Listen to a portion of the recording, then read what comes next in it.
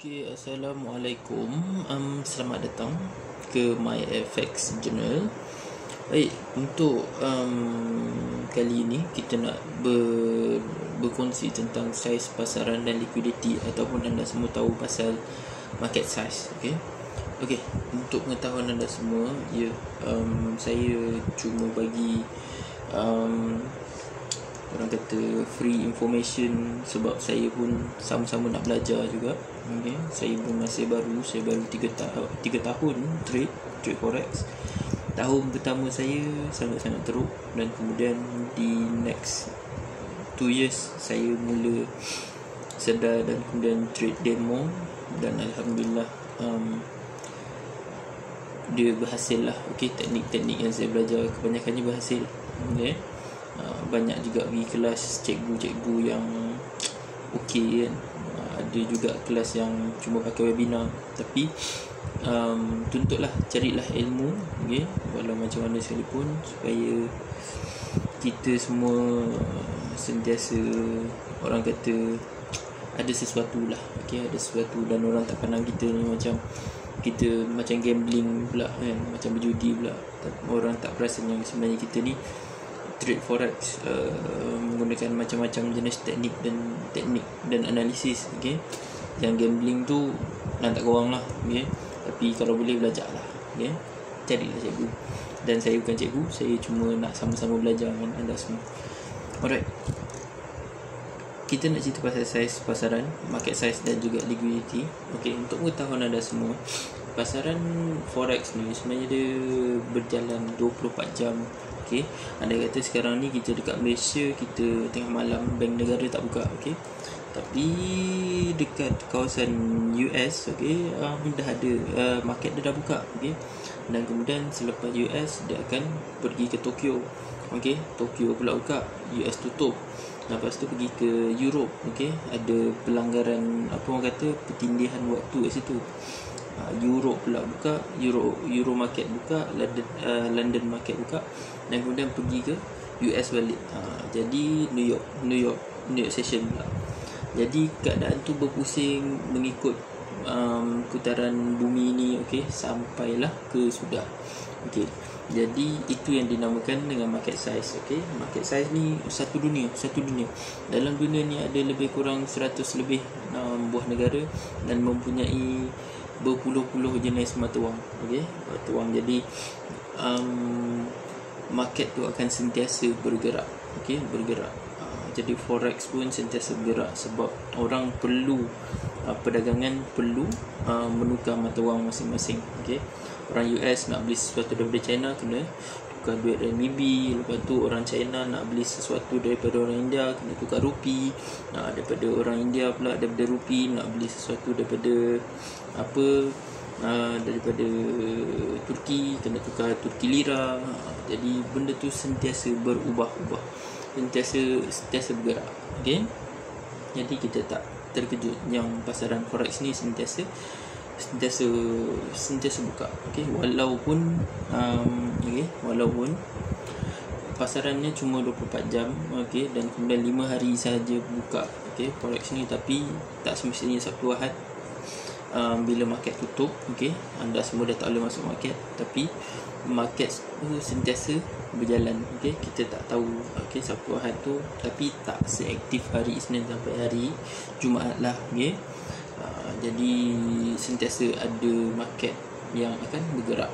Jadi forex ni perdagangan dua hala yang ada dalam satu dunia. Market size terlalu besar. Cerita pasal market size, tuan-tuan dan puan-puan, kawan-kawan semua, ni ada kita ada 3 mata wang kat sini. USD, Euro dan JPY. Apa signifikannya 3 mata wang? Yang saya nak tunjuk adalah 3 mata wang yang mempunyai size yang tinggi, paling tinggi dekat dalam dunia. US ada lebih daripada separuh market di dalam dunia. Tak silap saya 65%, 62% macam tu lebih kurang. Dan kemudian diikuti dengan Euro dan JPY dan lain-lain. Jadi US ni pemegang pasaran dunia. Okey, apa yang terjadi dekat US, okey, mudah untuk trigger harga pasaran. Jadi sebab tu juga, okey, hari ni kita cerita pasal liquidity sekali. Okey, cuma yang kita nak tekan kat sini tentang apa kita panggil tu spekulasi. Okey, spekulasi. Sedikit perkara berlaku, sedikit Presiden US cerita yang tersalah, yang mungkin menyebabkan market panik, okey, akan menyebabkan liquidity tu mudah untuk liquidity ataupun tahap kecairan market tu bergerak. Jadi sebab tu sebab diorang adalah pemegang market yang tertinggi, okey, pemegang market size yang tertinggi. Jadi tak kira lah, okey, apa yang terjadi kat diorang, contohnya taufan ke apa ke, akan menyebabkan market tu bergerak cepat. Sebab menurut kajian juga, setiap bank dekat dunia ni memang dia menggunakan USD untuk pertukaran mata wang lah. Setiap bank dekat dunia mesti nak kena ada USD. Kalau tak ada USD, diorang susah lah kan, susah. Jadi itulah ceritanya sedikit sebanyak tentang apa orang kata market size dan liquidity ni. Kawan-kawan semua, dia macam ni sebenarnya. Kita bila nak masuk dalam pasaran, kita nak tengok price action, kita nak tengok apa orang kata market tu bereaksi terhadap sesuatu news, okey, ataupun bergerak dalam pasaran, okey. Kita perlukan tahap kecairan market yang tinggi, okey. Tahap kecairan market yang tinggi. Contohnya, kita perlukan satu mata wang yang sentiasa ada turun dan naik yang cepat. Okey. Semua tak faham, tapi jangan risau. Okey.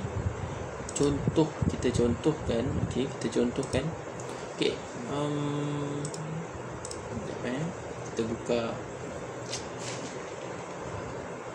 buka trading view.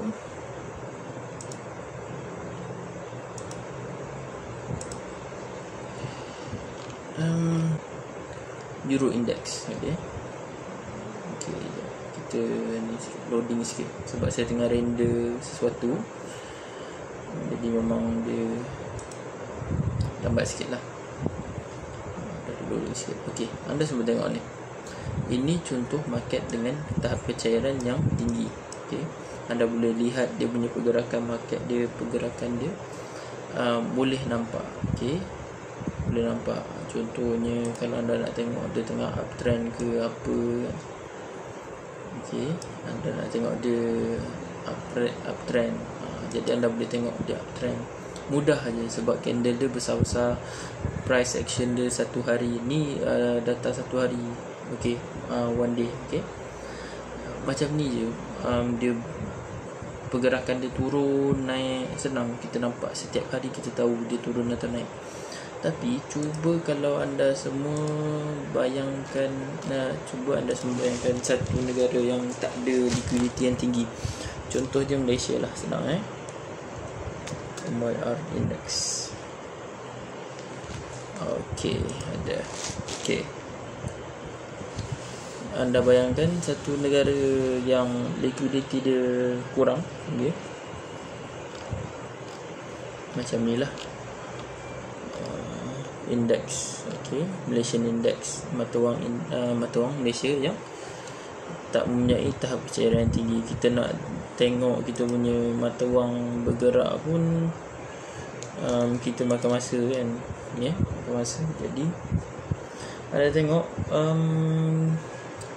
macam mana price action dia, macam mana kita nak tengok, dan macam mana kita nak trade kalau price action dia tak seperti mata wang yang mempunyai kecairan mata wang yang tinggi.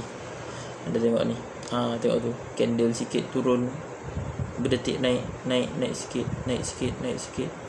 lepas tu dia turun, besoknya dia turun.